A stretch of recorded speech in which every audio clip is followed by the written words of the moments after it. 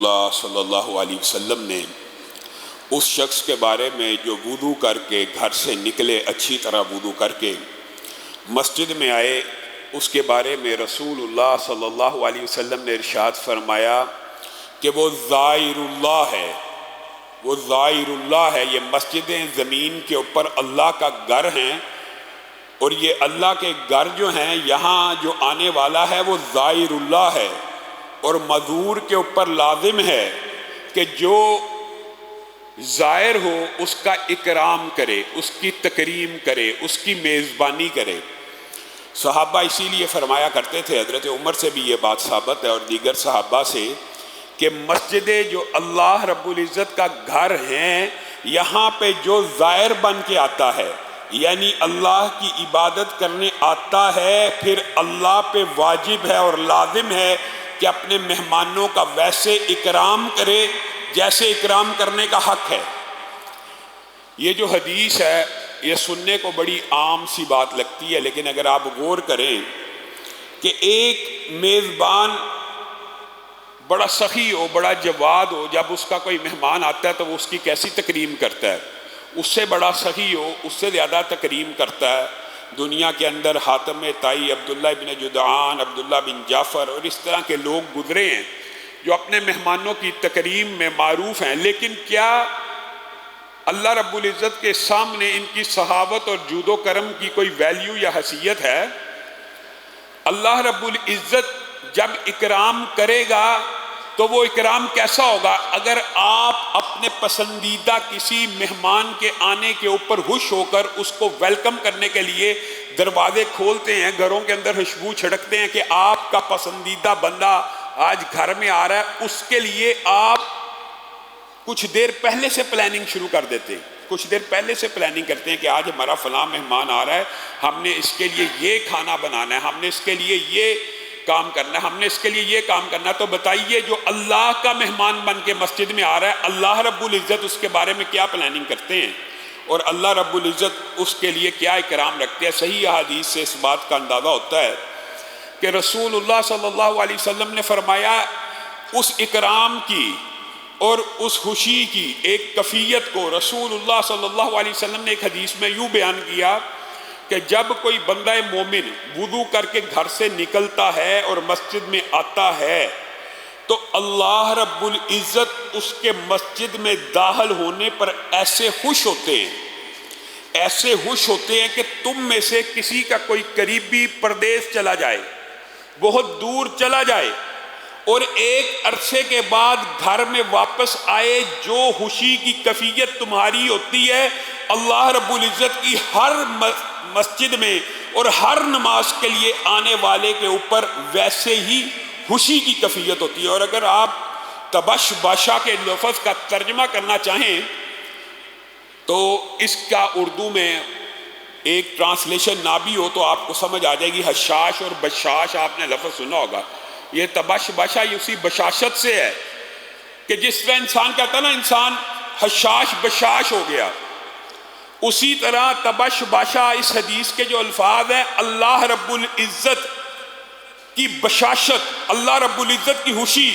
اللہ رب العزت کی فرحت، یہ کوئی چھوٹی بات نہیں ہے۔ جب بندہ مومن مسجد میں آتا ہے تو اللہ رب العزت عرش کی بلندیوں پر اس سے خوش ہو جاتے ہیں، اور اللہ رب العزت کی بشاشت کا پا لینا اکیلا۔ ایک بات یہ بھی یاد رکھیے، یہاں پہ محدثین جو باب باندھتے ہیں یا تفصیلیں بیان کرتے ہیں وہ بڑی اہم ہوتی ہیں۔ اللہ رب العزت کسی سے خوش ہو جائے، کسی سے راضی ہو جائے تو کیا اس کو عذاب دے گا؟ نہیں۔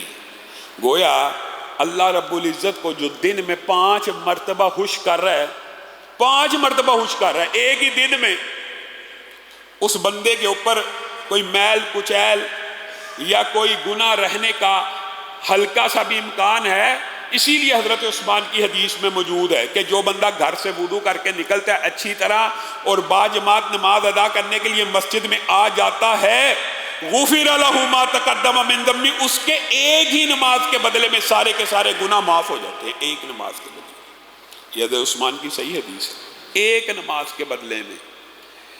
پہلے آپ کے سامنے اجر رکھ رہے تھے نماز پڑھنے کے لیے آنے والے، اور یہاں پہ نماز پڑھنے کے بعد کے بھی بعد اجر اور فضائل آپ کے سامنے رکھیں گے، ان میں سے ایک یہ بھی ہے کہ اس کے سارے گناہ معاف ہو جاتے ہیں۔ اور رسول اللہ صلی اللہ علیہ وسلم کی جو حدیث ہے کہ 6 مجلسیں ایسی ہیں جو ساری کی ساری اللہ کی ضمانت میں ہیں، ان 6 مجلسوں میں سے ایک مجلس با جماعت نماز کی ادائیگی کے لیے آنے والوں کی مجلس ہے۔ الحمدللہ سارے کے سارے اسی کام کے لیے آئے ہیں، قیام کے لیے بھی آئے ہیں، لیکن عشاء کی نماز بھی با جماعت پڑھنے کے لیے آئی ہیں۔ 6 مجلسیں، ان میں سے ایک با جماعت نماز کی ادائیگی کے لیے آنے والے کی جو آتا ہے وہ اللہ رب العزت کے ذمے میں ہے، اس مجلس کا اللہ ضامن بھی ہے۔ ایک تو ہوتا ہے ذمہ اور ایک ہوتا ہے ضامن، اور یہ دونوں باتیں آپ کے سامنے پچھلے دروس میں رکھ چکے ہیں کہ ذمہ داری سے مراد کیا ہے اور ضمانت سے مراد کیا ہے۔ ضمانت یہ ہے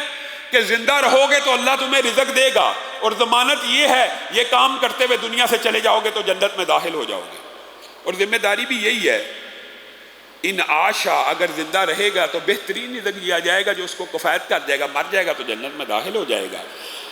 اور اس کی جو ٹرانسلیشن محدثین نے کی ہے بنیادی طور پہ اس سے مراد یہ ہے کہ خیر و عافیت سے زندہ رہے گا اور خیر و عافیت سے دنیا سے چلا جائے گا۔ بندہ یہ سوچتا ہے کہ میں یہ کام کروں گا تو یہ ہو جائے گا وہ ہو جائے گا، ہرگز نہیں ہوگا۔ اور ان میں سے باقی جو 5 مجالس ہیں ذکر آیا حدیث کا تو وہ بھی سن لے۔ ایک مریض کے پاس بیٹھنے والی مجلس، یعنی آپ میں سے کوئی بندہ صرف مریض کی تیمارداری کے لیے گیا ہے، عیادت کے لیے گیا ہے، تو وہ مجلس بھی اللہ کے ضمانت میں ہے۔ اور اس کی صرف یہ فضیلت نہیں ہے، رسول اللہ صلی اللہ علیہ وسلم نے اس بارے میں بڑی طویل حدیثیں موجود ہے جن کا خلاصہ آپ کے سامنے رکھتا ہوں کہ ایک بندہ اگر کسی شخص کی تیمارداری کے لیے، یہ بات ضمنی طور پہ آئی ہے لیکن آئی ہے تو اس کو بھی سمجھ لینا چاہیے، تیمارداری کے لیے پتہ چل گیا میرا فلاں دوست بیمار ہے، میرا فلاں نمازی فلاں بندہ بیمار ہے، اس کے گھر اس کی تیمارداری کے لیے صبح کے وقت چلا گیا تو رسول اللہ صلی اللہ علیہ وسلم نے فرمایا 70,000 فرشتے پورے صبح سے لے کے شام تک اس کے لیے مغفرت کی دعا کرتے رہتے ہیں۔ اور اگر شام کے وقت گیا تو شام سے لے کے صبح تک 70,000 فرشتے اس کے لیے مغفرت کی دعا کرتے رہتے ہیں۔ جب جاتا ہے فرشتے ہمراہ ہوتے ہیں، جب واپس لوٹتا ہے فرشتے ہمراہ ہوتے ہیں۔ متعدد احادیث ہیں، جب مریض کے پاس بیٹھ جاتا ہے تو رحمت الہی میں غوطہ زن ہو جاتا ہے۔ حتیٰ کہ بعض حدیثیں تو ایسی ہیں کہ اللہ تعالیٰ کل قیامت کے دن پوچھ لے گا بندے سے، میں بیمار تھا تو میری عیادت کو نہیں آیا۔ اللہ کہے گا میں بیمار تھا تو میری عیادت کو نہیں آیا۔ بندہ کہے گا اللہ آپ تو رب العزت ہیں، آپ کیسے بیمار ہو سکتے ہیں؟ کہا ہاں میرا فلاں فلاں بندہ بیمار تھا، اگر تو اس کی عیادت کو چلا جاتا تو مجھے پا لیتا۔ یہاں سے مراد یہ ہے کہ میری رحمت کو پا لیتا، میرے انعامات کو پا لیتا، میں منتظر تھا۔ اسی طرح جنازے کے ساتھ جانے والا یا جنازے میں حاضر ہونے والا، یہ مجلس بھی اس کے اوپر بھی ضمانت ہے، گارنٹی ہے۔ جو گارنٹی اور ضمانت اور ذمہ، یہ بات آپ سمجھ لیں، اس سے مراد یہی ہوتی ہے کہ اللہ تعالیٰ زندہ رکھے گا تو رزق حلال، اطمینان، صحت، زندگی اور موذی امراض سے بچاؤ کر کے، اور جب فوت کرے گا تو گناہوں کو معاف کر کے۔ تو یہ اعمال کرتے رہنا چاہیے، مستقل کرتے رہیں گے تو کسی نہ کسی عمل کے اندر شامل ہوں گے، کسی نہ کسی عمل کے حال میں فوت ہوں گے تو اسی عمل پہ اٹھائے جائیں گے۔ جنازے والی مجلس کے اوپر بھی یہ 6 مجلسوں میں شامل ہے جو اللہ کے ضامن اور ذمے میں ہیں۔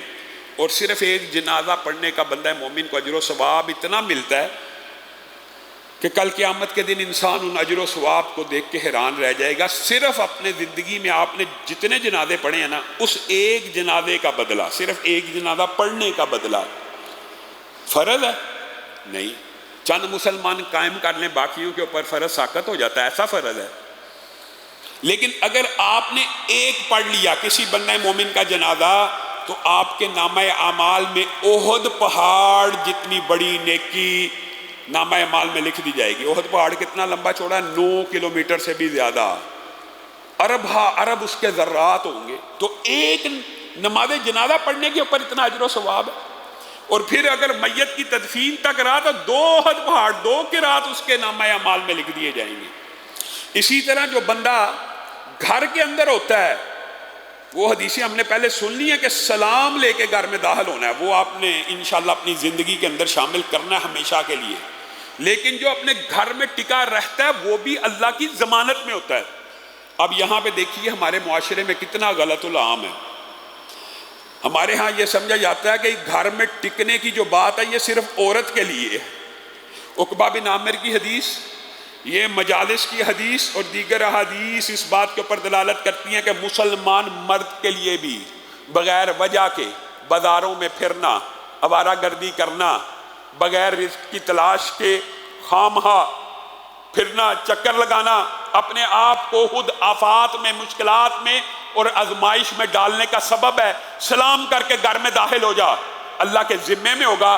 اور ویسے بھی اگر بلا وجہ بغیر مقصد تو گھر سے نکلنے کی کوشش کرتا ہے تو ہرگز نہ نکل، اپنے گھر میں ٹکا رہ، اللہ کی ضمانت میں ہوگا۔ یہ مجلسیں اسی طرح امام عادل کے پاس بھی جو اس کی ہیلپ کے لیے، اس کی مدد کے لیے، اس کے نیکی کے کاموں میں اس کی امداد کرنے کے لیے جو بندہ امام عادل کے ہمراہ ہوتا ہے وہ بھی اللہ کی ضمانت میں ہوتا ہے۔ اور چھٹا وہ جو جہاد فی سبیل اللہ میں ہوتا ہے۔ رسول اللہ صلی اللہ علیہ وسلم نے ایک بات کلی طور پہ بھی بیان کی ہے اس نماز با جماعت کے حوالے سے، کہ نماز با جماعت سے ایک تو بشاشت والی بات ہے، وہ اس بندے کے لیے جو وضو کر کے مسجد میں آئے، اللہ اتنا خوش ہو جاتے ہیں جیسے آپ پردیسی کو دیکھ کر، اپنے کوئی ایسا بندہ آپ کے ماں باپ یا بھائیوں میں سے پردیس گیا اور لوٹ آئے، آپ کو کس قسم کی خوشی ہوگی؟ اللہ صرف آپ کو یہ بتلانا چاہتا ہے کہ میں ہر آمد کے اوپر اتنا خوش ہوتا ہوں۔ اور دوسری حدیث یہ جو ہے، یہ ایک فرد کے بارے میں نہیں ہے، یہ پوری کی پوری جماعت کے بارے میں، کہ اللہ رب العزت نماز با جماعت سے خوش ہوتے ہیں۔ اور ایک بندے کی جو نماز ہے، یا دو بندوں کی جو انفرادی نماز ہے، یا تین بندوں کی جو انفرادی نماز ہے، یا چار بندوں کی جو انفرادی نماز ہے، اس سے با جماعت نماز افضل ہے۔ آپ نے یہ حدیث تو سنی ہوگی، کتنے درجے؟ دونوں حدیثیں موجود ہیں، 25 اور 27 درجے۔ یہ انسان کے اپنے خشوع اور خضوع پہ ڈیپینڈ کرتا ہے۔ با جماعت نماز میں وہ کتنا خشوع خضوع کرتا ہے تو اس کو 25 درجے ملیں گے، 26 ملیں گے، 27، یعنی 25 بھی مل سکتے ہیں اور 27 بھی۔ اور دیگر محدثین کا یہی خیال ہے کہ جو بعد میں اضافہ ہوتا ہے ہمیشہ اعمال کے ثواب میں وہی راجع ہوتا ہے۔ لیکن موقف یہی درست ہے کہ ایک بندے نے ایک نماز پڑھی، ایک بندے نے ایک جماعت کے ساتھ پڑھی، اس کو کم از کم 25 درجے ثواب ملے گا، اور 27 درجے اس کے حساب سے خشوع اور خضوع کے اعتبار سے، یعنی منفرد آدمی کی نماز سے با جماعت نماز 27 درجے بہتر ہے۔ اور دیگر احادیث اس باب کی اگر اکٹھی کی جائیں تو 2 بندے، 4 بندے، 8 بندے، یہ صحیح حدیث ہے۔ پہلے میں آپ کے سامنے وہ حدیث رکھتا ہوں کہ جس میں رسول اللہ صلی اللہ علیہ وسلم نے فرمایا 2 بندوں کی جماعت ایک بندے سے ان کی انفرادی نماز سے بہتر ہے۔ 2 بندے اگر جماعت کے ساتھ نماز پڑھیں وہ انفرادی لوگوں کی جماعت سے بہتر ہے۔ 3 بندوں کی جماعت 2 بندوں سے بہتر ہے۔ 4 بندوں کی جماعت 3 بندوں سے بہتر ہے۔ مراد اس حدیث کا اگر مفہوم ٹرانسلیشن آپ سمجھیں تو اس حدیث سے یہ بات سمجھ آتی ہے کہ نمازیوں کی با جماعت نماز میں جتنی تعداد بڑھتی جائے گی، اللہ رب العزت کو وہ نماز با جماعت زیادہ پسند آتی چلی جائے گی۔ اور یہ بات صحیح حدیث کے ان الفاظ سے ثابت ہے، اور محدثین نے اس کی یہی ٹرانسلیشن کی ہے۔ مثلا ایک جگہ 3 بندوں کی جماعت ہو رہی ہے، ایک جگہ 10 بندوں کی جماعت ہو رہی ہے، ایک جگہ 20 بندوں کی جماعت ہو رہی ہے، تو یہ بات راجع ہے۔ جہاں پہ 20 بندوں کی جماعت ہو رہی ہے اس جماعت سے اللہ رب العزت 3 بندوں، 5 بندوں، 10 بندوں کی جماعت سے زیادہ خوش ہوتا ہے۔ تو یہاں محدثین نے ابواب بھی یہ باندھے ہیں کہ زیادہ نمازیوں والی مسجد میں نماز با جماعت کا ثواب زیادہ ہوتا ہے۔ زیادہ نمازیوں والی مسجد میں نماز با جماعت کا ثواب زیادہ ہوتا ہے، لیکن اس کا یہ مطلب نہیں ہے کہ جو مسجدیں آپ کے گھر کے قریب ہیں ان کو بے عباد کر دیا جائے۔ اگر وہاں پہ نیت یہ ہوگی کہ ان کی بھی آبادی رہے، ہو سکتا ہے اللہ تعالیٰ اس سے بھی زیادہ اجر و ثواب دے، لیکن یہ بات راجع ہے جس مسجد میں نمازیوں کی تعداد زیادہ ہوتی ہے اس میں جو نمازی آتا ہے اس سے اللہ رب العزت زیادہ خوش ہوتے ہیں۔ یعنی جتنی بڑی جماعت ہے اتنی زیادہ اللہ رب العزت کی خوشنودی ہے۔ اور رسول اللہ صلی اللہ علیہ وسلم نے کہا کہ آپ کی چار بندے انفرادی نماز پڑھے ہیں، چار بندوں کی انفرادی نماز سے 2 بندوں کی نماز بہتر ہے، اور 8 بندوں کی انفرادی نماز سے 4 بندوں کی جماعت افضل ہے۔ اور حدیث کے جو اگلے الفاظ ہیں وہ حیران کن ہیں۔ اور 8 بندوں کی جو جماعت ہے نا، صرف 8 بندوں کی، وہ 100 بندوں کی انفرادی نماز سے بہتر ہے۔ 100 بندوں، 8 بندوں کی نماز۔ اب ان احادیث کو اگر آپ غور کریں تو خانہ کعبہ میں اللہ تعالی ہم سب کو جانے کی توفیق عنایت فرمائے، یا مسجد النبوی میں آپ ذرا غور کریں، وہاں پہ ایک نماز خانہ کعبہ میں کتنی نمازوں کے برابر ہے؟ 1 لاکھ، اور اگر جماعت سے پڑھی جائے 27 لاکھ، اور وہاں پہ نمازیوں کی تعداد کتنی آتی ہے؟ لاکھوں کے اندر۔ تو وہاں پہ اللہ رب العزت نے آپ لوگوں کے لیے ثواب کا حصول اور زیادہ سے زیادہ نیکیوں کے حصول کے لیے یہ ایک چند کلیات بھی رسول اللہ صلی اللہ علیہ وسلم نے آپ کو سمجھائے ہوئے ہیں، تاکہ آپ زیادہ سے زیادہ نیکیوں کو حاصل کریں ان احادیث کی روشنی میں۔ آگے چلیے، رسول اللہ صلی اللہ علیہ وسلم نے فرمایا، کل جو بات کر رہے تھے انہی باتوں کو آگے بڑھائیں گے، ان اللہ وملائکتہ یصلون علی میامن الصفوف۔ کل ہم نے آپ کو کہا پہلی صف کے اوپر بھی اللہ اور اس کے فرشتے درود بھیجتے ہیں، دوسری صف والوں کے اوپر بھی، ساری صفوں والوں کے اوپر بھی، تکبیر تحریمہ سے پہلے، تکبیر اولیٰ سے پہلے جتنی بھی نمازی آ جائیں گے ان سب کے اوپر بھی صفوف الاول کا اطلاق ہوتے ہوئے درود اللہ کا بھی اور فرشتوں کا بھی آئے گا۔ لیکن یہاں پہ اس حدیث میں رسول اللہ صلی اللہ علیہ وسلم نے فرمایا، ان اللہ و ملائکتہ یصلون علی میامن الصفوف، اللہ اور اس کے فرشتے صفوں میں دائیں طرف کھڑے ہونے والوں کے اوپر درود بھیجتے۔ صحابہ جب بھی نمازوں کو باجماعت قائم کرتے تھے، پہلے دائیں طرف کی صف مکمل ہوتی تھی ہمیشہ سے، اور اللہ کے فضل سے عام مسلمانوں کی مساجد میں بھی یہ روٹین ہے کہ پہلے دائیں طرف کے لوگ پورے ہوتے ہیں بعد میں۔ اور یہ جو دائیں طرف کے اوپر درود و سلام ہیں، اس سے مراد یہ نہیں ہے کہ بائیں والا ان اجر و ثواب سے محروم رہ جائے گا جو کل آپ کے سامنے رکھے ہیں، وہ سارے اجر ثواب ملیں گے، لیکن ایک بندہ خصوصی اس نیت سے رسول اللہ کی اس حدیث پہ عمل کرتے ہوئے دائیں طرف کھڑا ہونے کی کوشش کرے گا تو اس کو یہ اضافی نیکی بھی ملے گی کہ اللہ اور اس کے فرشتے دائیں طرف کھڑے ہونے والوں کو درود بھیجتے ہیں۔ اور رسول اللہ صلی اللہ علیہ وسلم کی زندگی کے اندر تو یہ بات آپ کو خود بھی سمجھ آ جاتی ہے کہ صحابہ دائیں طرف کیوں کھڑا ہونا پسند کرتے تھے۔ آپ کے خیال میں کیوں کھڑا ہونا پسند کرتے تھے؟ کیونکہ رسول اللہ صلی اللہ علیہ وسلم سلام پہلے پھیرتے تھے دائیں طرف، تو صحابہ چاہتے تھے کہ ہم رسول اللہ کا چہرہ سب سے پہلے دیکھیں اور رسول اللہ صلی اللہ علیہ وسلم ہمارا چہرہ سب سے پہلے دیکھیں۔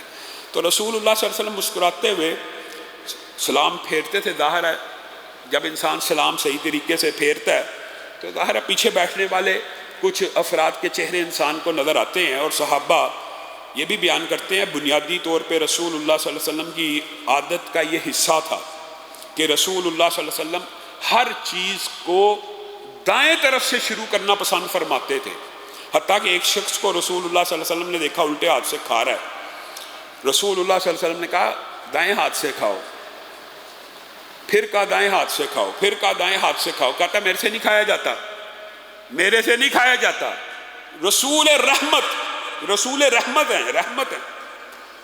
آپ کی زندگی میں بد دعا کے ابواب بہت کم ہیں، لیکن یہاں پہ رسول اللہ کے حکم تقیدی کے باوجود بھی جب اس نے انکار کیا، یہ بات سمجھنے کی ضرورت ہے جب رسول اللہ کا حکم آ جائے، رسول اللہ کا حکم آ جائے اور بندہ ڈٹ جائے اور بندہ اڑ جائے کہ مجھ سے نہیں ہوتا، میرے فقہ میں نہیں ہے، یا میرے مسلک میں نہیں ہے، یا میری نیچر میں یہ بات نہیں آتی، میری عقل میں یہ بات نہیں آتی۔ یہ دیکھیں رسول اللہ صلی اللہ علیہ وسلم نے کتنے چھوٹے عمل کے بارے میں یہ الفاظ کیے ہیں۔ رسول اللہ کو جب اس نے کہا نا میرے سے نہیں کھایا جاتا، تو رسول اللہ نے کہا نہ کھایا جائے تیرے سے۔ اس شخص کا ہاتھ شل ہو گیا، مفلوج ہو گیا، ساری زندگی پھر اس ہاتھ سے کھا نہ سکا۔ ہم نے رسول اللہ صلی اللہ علیہ وسلم کے فرامین کو بہت معمولی سمجھا ہوا ہے، بڑا لائٹ لیا ہوا ہے۔ آپ کسی کو حدیث دکھا دیں گے نا، یا رسول اللہ کا حکم بھی دکھا دیں گے، نہیں جی پہلا لفظ ہی ہوگا، نہیں جی ہمارے مولوی صاحب نہیں مانتے، ہمارے فقیہ نہیں مانتے، ہمارے امام نہیں مانتے، ہمارے باؤ ساری زندگی باؤ اجداد نے ایسے نمازیں پڑھی، ایسے کیا، آج ہم بدل جائیں؟ ہماری ساری پچھلی ضائع ہو گئی۔ وہ بھائی سنت کے مطابق ایک نماز بھی بخشش کو کافی ہے، اور بغیر سنت جتنی مرضی بندہ نمازیں پڑھتا رہے، پھر وہ حلاد بن رافع کی حدیث آپ بھول گئے، ارجع فصلی فإنک لم تصلی، لوٹ جا تو نے نماز نہیں پڑھی، لوٹ جا تو نے نماز نہیں پڑھی، لوٹ جا تو نے نماز نہیں پڑھی۔